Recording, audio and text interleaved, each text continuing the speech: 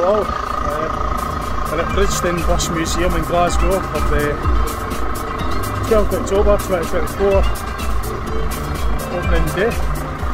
We're going to have a shot on the Volvo Ailsa mk3 with the bodied transmission. I came through on this bus, 215, it's a Volvo Olympia, and we're going on this mk3 Volvo Ailsa, Alexander RV type body.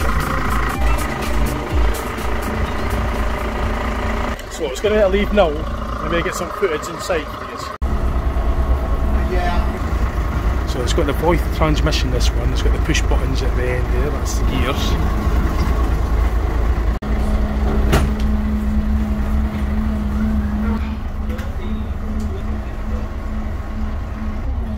So this is one of my favourite models of buses, it's the Volvo Ailsa. I'm going to get a seat in the back and I'll get the footage as it goes.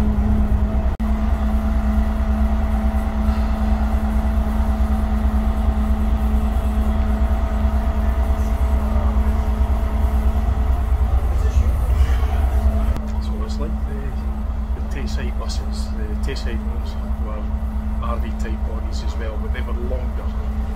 The Strathclyde ones are just the standard 32 feet long. The Tayside ones were 33.5 feet long.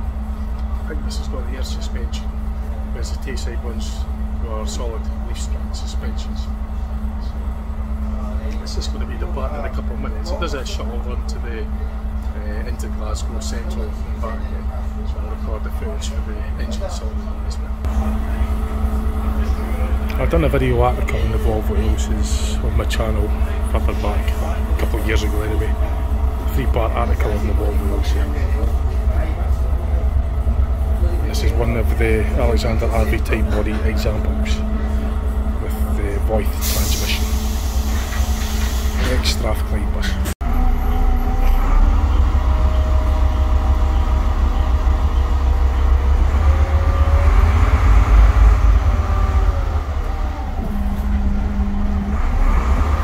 This is the Volvo Olympia that I came through on.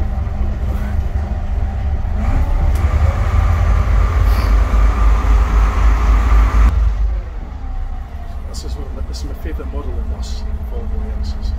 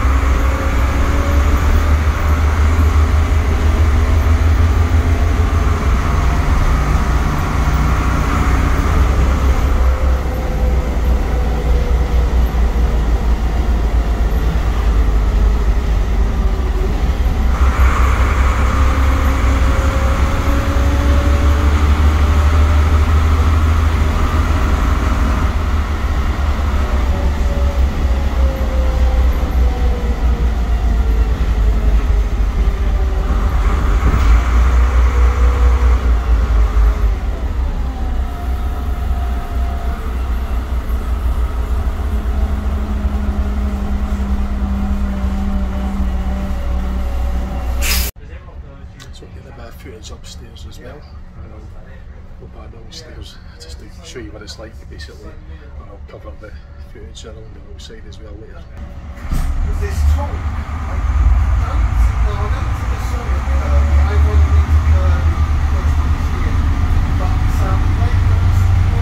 Slightly different staircase to the Tayside ones. This is more like the Alexander AV type staircase setup, like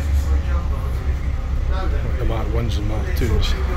The Tayside staircase is spiral, comes up from the front, whereas the Tayside RV bodies, it was a different way around the staircase. There was a seat at the front right and a seat at the front left as well, and the staircase you came out this way, whereas on this type of body you're coming round in the front like that, the AV type bodies. Tayside's Mark 1 and Mark 2s were like that. The Strathclyde specified it like the same sort of seat plan layout as the Alexander AV type bodywork.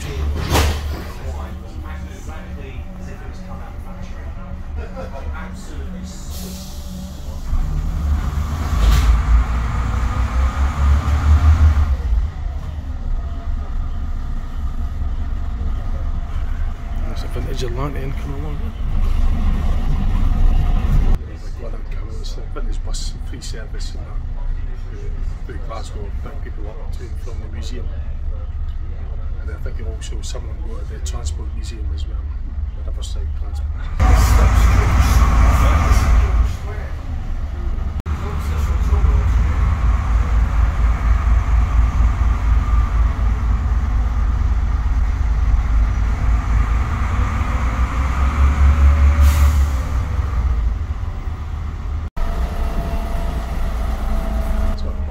Again, just passing George Square on the right.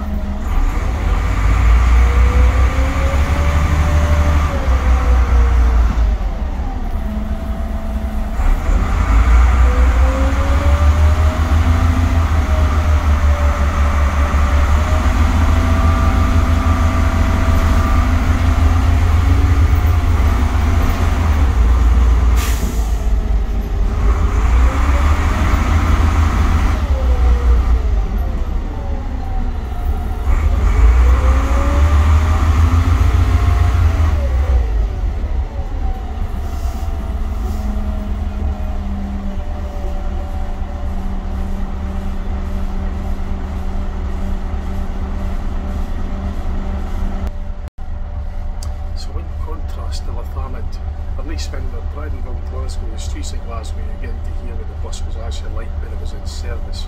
Whereas at Lathamond it's more this kind of straight run through the countryside. So you wouldn't really hear them go through the gears as much until you go to Dunfermline.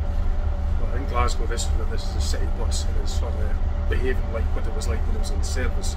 with all the stop and starting, and you get to hear all the gear changes and all the rest of it sitting idling. And that's what it was like in the day. So that's one advantage of being in the centre of the sample of these buses. Because this is what they would have done every day when it was in service.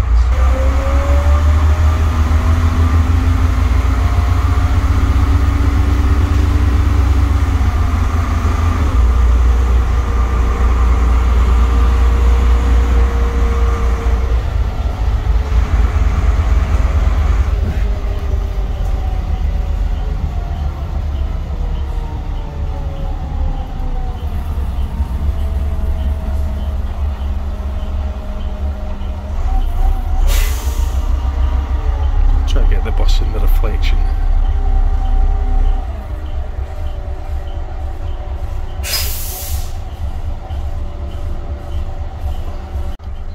So Glasgow's obviously changed quite a bit since the days this bus would have saw Glasgow streets when it was in service. Like that cinema wouldn't have been there at Refuge Street when this was now in service. I think this bus retired in service in 2007. It was quite late. It survived on until it was about 20-year-old.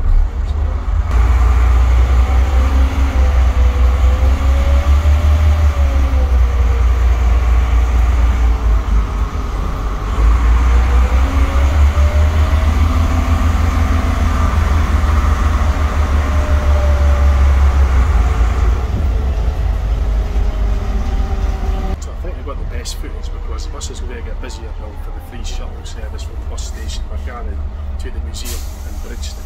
So the bus was empty, so we got some good footage, luckily. So this is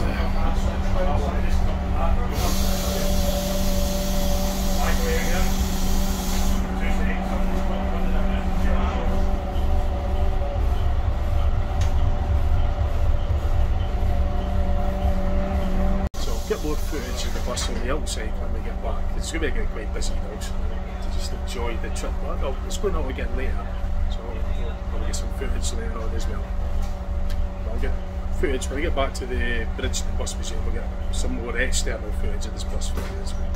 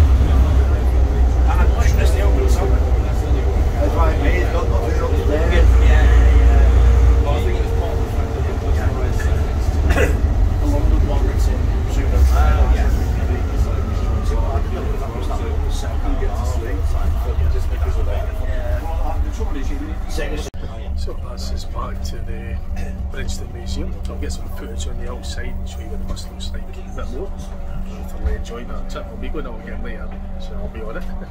10 past 10 and 12 I think it goes on.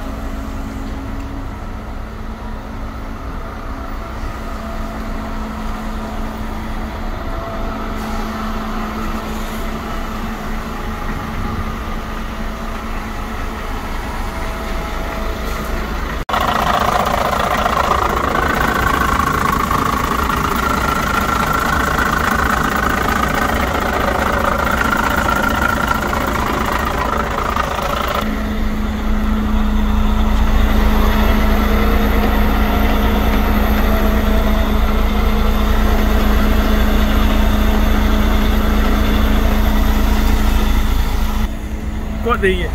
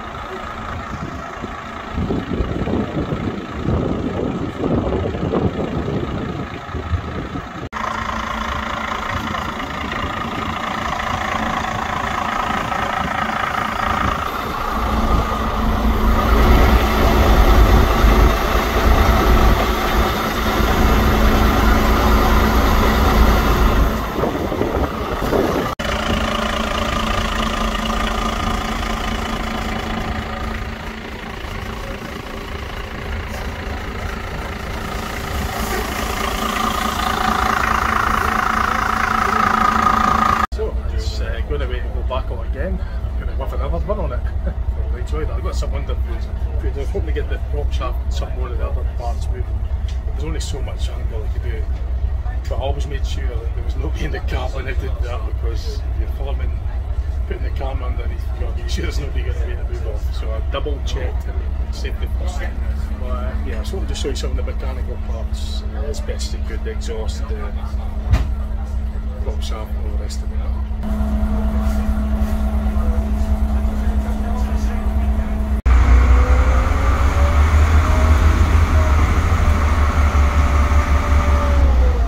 Hydraulic brake retarder in the transmission wasn't on earlier, but it came on later on.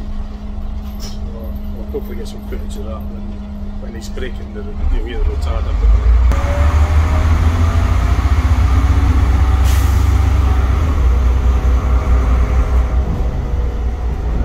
That's the retarder kicking in.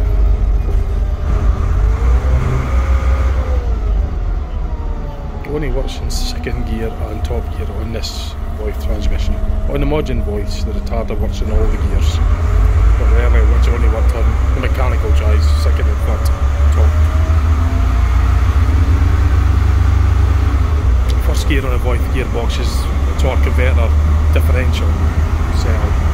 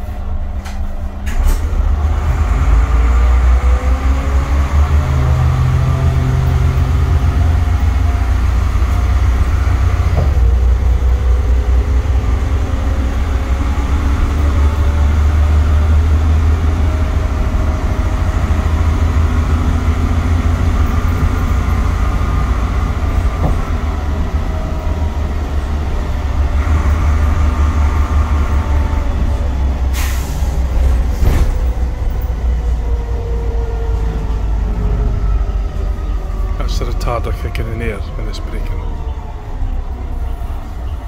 It's like that extra whining sound, that's the hydraulic retarder.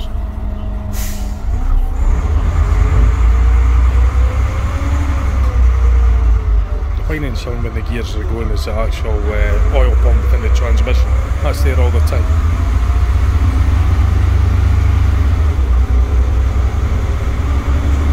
It's a Voith automatic transmission.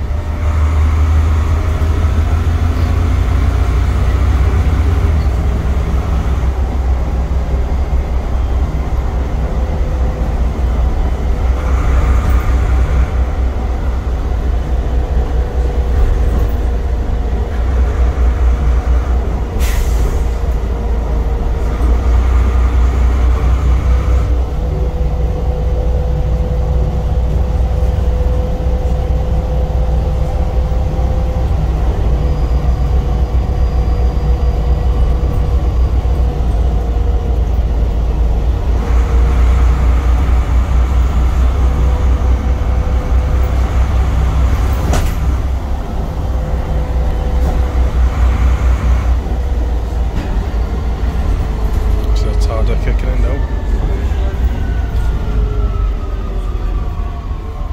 So like I said, the retarders only work on the top gear and the second gear on the earlier Voiths. That's the mechanical gears. The first gear on all Voiths is hydraulic. It's a mixture between the torque converter and the differential setup. Hence the name Diva for the Voith. Diva 851, so 8 ratio first, 5 ratio for the second gear and 1 for the top 1-to-1 ratio. So it's a D851 gearbox in this Voith D851 Diva system for the 8 turns for 1 revolution in the rear wheel. But it's a differential torque, that's the Diva. So sort of like a differential between the torque converter and the mechanical drive. It becomes more mechanical as it gets higher up, as the speed increases, it becomes more mechanical drive in first gear. But from rest it's more hydraulic, that's the slippage for the torque converter. That's why an automatic won't stop, because it's hydraulic. Fluid, like a fluid coupling when it's idling in gear. As soon as it picks up the torque converter, that multiplies torque, 8-to-1 ratio. So it's like hydraulic drive at the moment. Becomes more mechanical as it gets faster and first. Now it's in second gear, that's just full mechanical drive. The retarder will kick in when he presses the brake. It's the extra whining sound you hear above the oil pump noise. It's always there. That the constant whine is the oil pump within the transmission.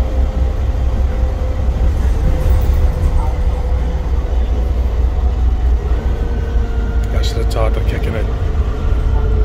Basically does the reversal of the torque converter. It basically hydraulically slows the bus down by doing the opposite effect of a torque converter.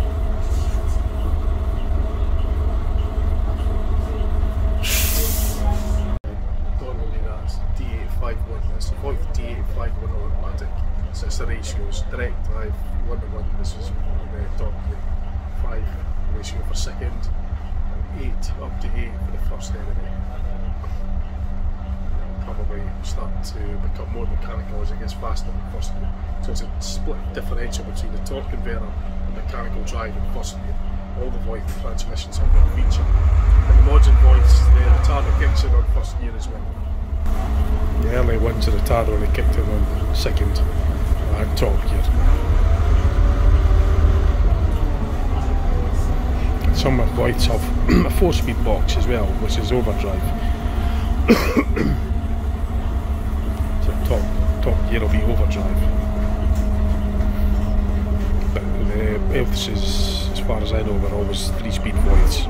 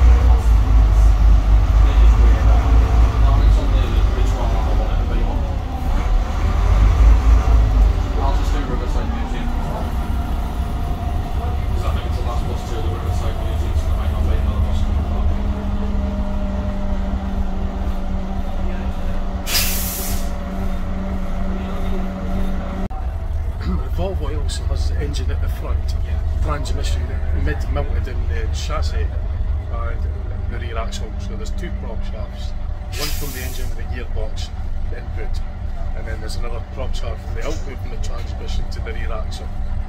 So it splits the weight across the whole length of the chassis. So the engine, the gearbox is under the that's the hatch under the floor. Engines are the engine cowling at the front, gearbox and rear axle differentials across. There's prop shafts connected to them all. The majority of the buses these days, the engine's in the rear, and as is the transmission, which is connected to the engine. But the Volvo Ailsa was fairly unique, even in its day, to have an engine ahead of the front axle and still have an entrance alongside the driver. There's old-fashioned Routemaster classic buses, that's the engine above the front axle, and it's a back loader. But they also retain the flush front and the engine's ahead of the front axle, as is with the engine being in the front, overhang of the chassis. It sits in the centre, so it's quite unique in that respect. There's a couple of models like the Guy Wolfrimian, that's the early version.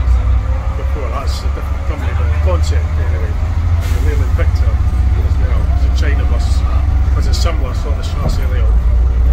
The Volvo Ailsa was a successful one. We made 3 generations of them. Whereas the other 2, I don't think they were quite as successful with that concept.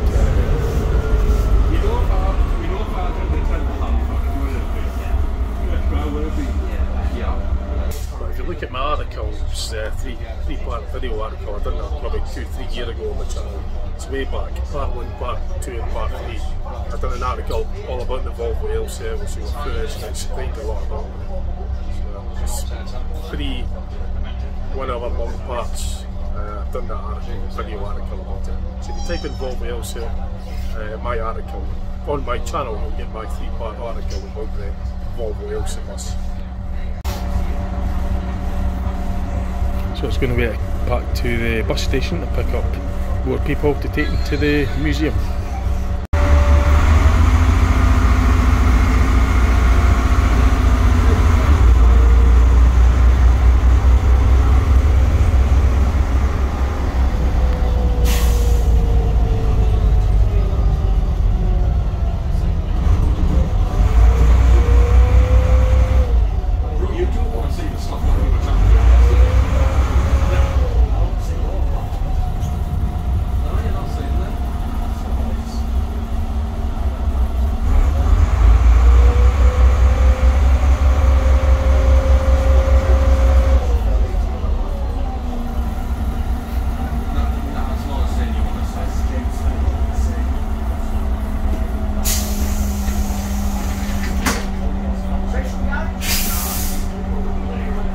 This is back to the museum again. I'll probably get another helping of this later on because it's got all later, so I'll get another shot. So I'll make this probably part 1 because I spent quite a bit of video footage with this Ailsa. So I'll make Bridgeton Museum in a few parts, part 1. This will be part 1, and some more of the museum will be in other corresponding parts.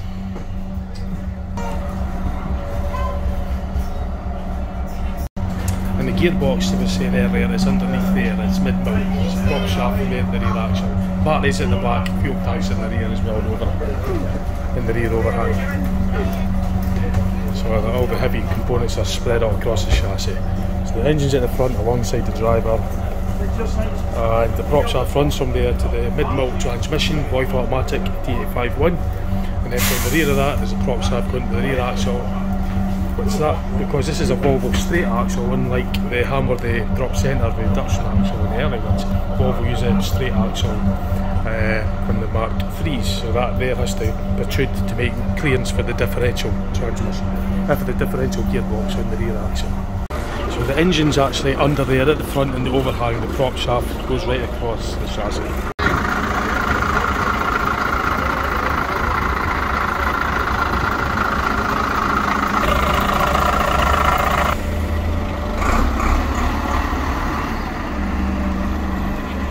So I'm going to go out for a third shot on this. I've got the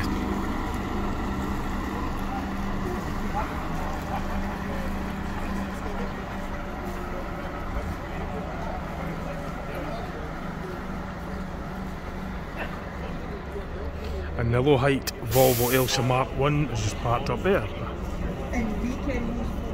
What I'll do is I'll make this into one part.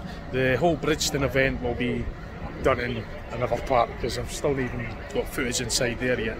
There's other buses I'm going to get footage of, so I'll do that in another part. But I'll make part 1 all about this Volvo Ailsa because it's like 40 minutes worth of footage just about this bus. So I'm going to get the toilet and then I'm going to go back on this again for the third helping. I won't necessarily need to record that because I've obviously got enough footage for you.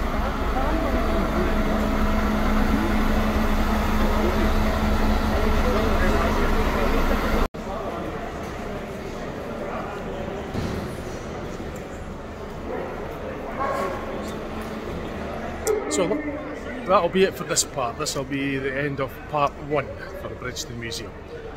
In the next parts I'll be exploring more of what's in the museum and some of the other buses because it's going to be quite a long video. So he's going to be leaving 15 minutes, so I'm going to get the toilet and then I'm going to have another helping on that Ailsa. So I'll see you in the next part.